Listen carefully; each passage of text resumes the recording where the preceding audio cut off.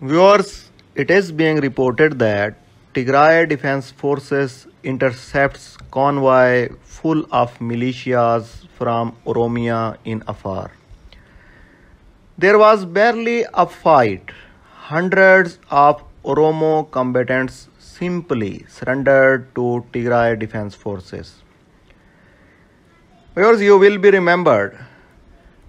Professor Ezekiel Gabisa has already said that the Oromia Special Force, which went to war in Tigray, must surrender to the Tigray Defense Forces with all their weapons.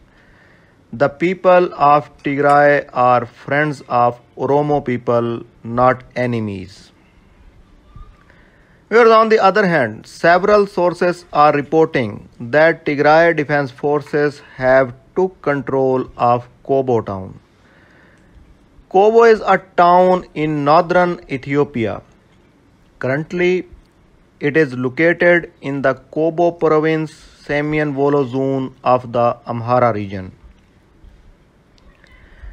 Viewers, as per reports of Tigray Defense Forces supporters, Amhara forces faced heavy losses in the fight of Kobo town.